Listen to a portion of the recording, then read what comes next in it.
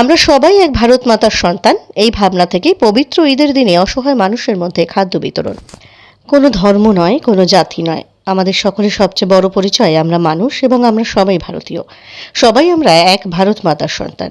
এই ভাবনা থেকে জাতি ধর্মের বেড়া ডিঙিয়ে বিভিন্ন উৎসব অনুষ্ঠান পালন করেন শিলিগুড়ি ভক্তিনগর শ্রদ্ধা ওয়েলফেয়ার সোসাইটির বিশিষ্ট সমাজসেবী পূজা মুক্তার। এমনিতে তিনি প্রায় প্রতিদিনই রাস্তার ভবঘুরেদের পাশে দাঁড়ান, আর পবিত্র ঈদের দিনেও তার মানবিক সেবামূলক কাজ অব্যাহত থাকলো। এর আগে খ্রিস্টান ধর্মাবলম্বীদের বড়দিন, শিখ ধর্মাবলম্বীদের অনুষ্ঠানেও বিভিন্ন সেবামূলক কাজে সামিল হন পূজা দেবী।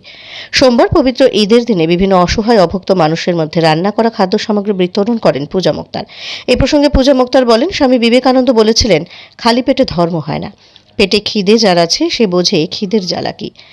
রমজান মাস সেই গুরুত্বপূর্ণ বার্তা দিয়ে থাকে। রমজান মাসে সারাদিন রোজা পালনের মাধ্যমে মুসলিম ধর্মাবলম্বীরা হৃদয় দিয়ে অনুভব করেন ক্ষুধার্ত মানুষের জ্বালা। এক মাস রমজানের রোজা পালনের পর খুশির ঈদ পালিত হয়, আর ঈদের বার্তা হলো শান্তি এবং গরিব অসহায় মানুষের পাশে থাকা। সেই বিষয়টি মাথায় রেখে এদিন পূজা দেবী নিজের হাতে বিভিন্ন খাদ্য সামগ্রী রান্না করে গরিব, অসহায় এবং ক্ষুধার্ত মানুষের মধ্যে বিতরণ করেন। অপরদিকে এদিনই আশিঘর পুলিশ ফাঁড়ির কর্মীরা এক ভবঘুরেকে রাস্তা থেকে উদ্ধার করে পূজা দেবীর হাতে তুলে দেন। সেই ভবঘুরেকে পরিষ্কার পরিচ্ছন্ন করে তাকেও খাদ্য সামগ্রী তুলে দেন পূজা দেবী। পূজা মুক্তার বলেন, মানুষের সেবাই ঈশ্বরের সেবা। সেই কথা চিন্তা করে তিনি জাতি ধর্মের বিভেদ ভুলে অসহায় মানুষের পাশে সব সময় থাকার চেষ্টা করেন। পূজা দেবীর সংগঠন ভক্তিনগর শ্রদ্ধা ওয়েলফেয়ার সোসাইটির পাশে থেকে সামাজিক কাজে অংশ নিতে হলে সহায়তা করতে পারেন এই গুগল পে নম্বরে 8918354785।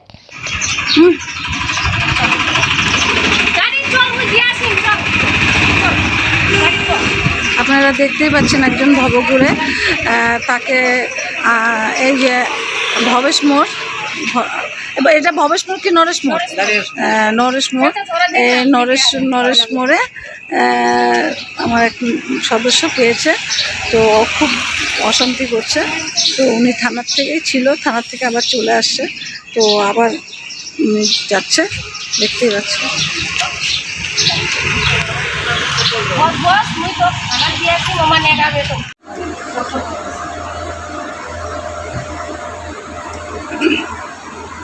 নমস্কার।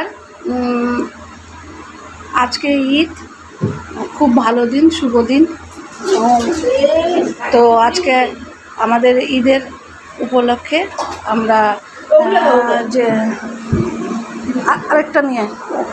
আরেকটা নিয়ে ওটার মধ্যে দেবো, আরেকটা নিয়ে ওটার মধ্যে, তো আমরা ওই উপলক্ষে আজকে আপনারা দেখতেই পাচ্ছেন যে আমি এদেরকে এইভাবে অফিস থেকে আমরা সব খাবার বাড়তেছি, যে যতটা মানে নিবে পরিবার হিসাবে তাকে এইভাবে আমরা রাখা হয়েছে, যার যেরকমভাবে দরকার সে সেইভাবে নিয়ে যাচ্ছে। হ্যাঁ, আপনারা দেখতে পাচ্ছেন এখানে মাছ আছে, এখানে কাবলি চালা আছে, ওখানে মাছ আছে, এখানে ডাল আছে, এখানে ফ্রাইড রাইস আছে। তো আমরা এই হিসাবে ডাল এইভাবে আমরা সবাইকে যার যতটুকু পূর্ণ লাগছে তাকে সেভাবেই আমরা ঘাটবা না, এক সাইড থেকে দাও, যতটুকু লাগবে ওকে অতটুকু দাও, তাই না? হ্যাঁ, যতটুকু লাগবে ততটুকু নিয়ে নিন। ওই যে উনিকে দাও, হ্যাঁ নিয়ে আসো। দেখতেই পাচ্ছি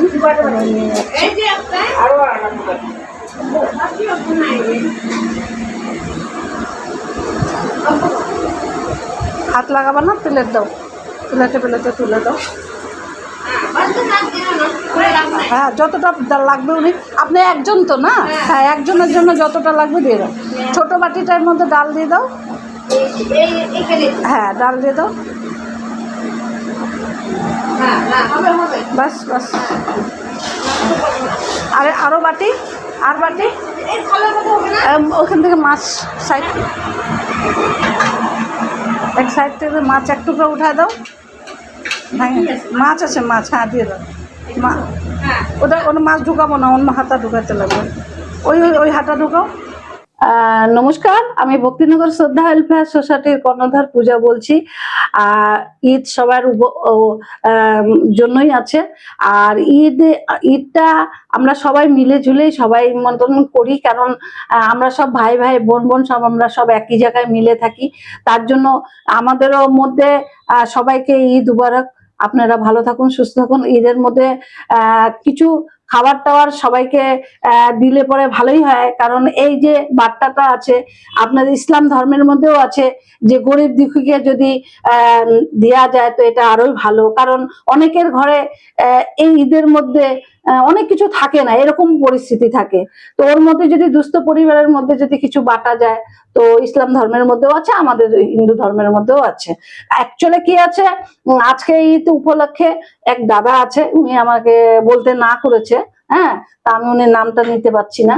তো আমাদের এনজিওর তরফ থেকে, ভক্তিনগর তরফের থেকে আর ওই দাদার তরফ থেকে দাদাকে আমাদের সাথ দেওয়ার জন্য, তো ঈদ উপলক্ষে আমাদের দুস্থ পরিবারের উপলক্ষে মনে করেন যে আমরা কিছু খাবার, মাছ, মাংস, ফ্রাইড রাইস, ভাত, ডাল, পকোড়া, এগুলা আমরা আজকে সকাল থেকে বিতরণ করলাম, গরিব দুঃখীদের বিতরণ করলাম।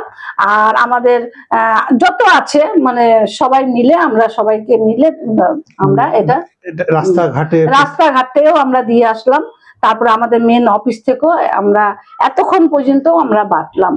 তো আমরা এই মেসেজটা এরকমই দিই যে আমরা যদি একটু একটু করে সবাই মিলে এই দুস্থ পরিবারের পাশে দাঁড়িয়ে যদি আমরা এই যে সবার অনুষ্ঠানগুলা যদি আমরা হাতে হাত মিলিয়ে করতে পারি, তবে আমাদের একটা বিভিন্ন ধরনের একটা উৎসাহ আমরা সবাই মিলে মেতে করতে পারবো। আরেকটা আমি তো ওরকম সমস্ত পুরা ধর্মের বিষয়ে আমি অত জানি না, যতটুকু জানি, কারণ এই যে রোজার মাসে সকাল থেকে বিকেল পর্যন্ত সবাই না খেয়ে থেকে রোজা রেখে তারপরে খাওয়া, তো এই যে একটা জিনিস বার্তা, কারণ এই যে সারা দিনটা যেভাবে না খেয়ে থাকে, তারপরে যে একটা খিদার ভাব, যে ভাবনা, এই যে এইটা এই মেহসুস হয় যে সারাদিন একটা লোক যদি না খেয়ে থাকে তার কি হয়। তো এটা একটা দুস্থ পরিবারের মধ্যে দিয়ে যায়, যদি কোনোখানে কেউ এর খিদার ভাবটা তারা বুঝতে পারে, তবেই সামনেওয়ালা যারা কষ্ট করে দুঃখ করে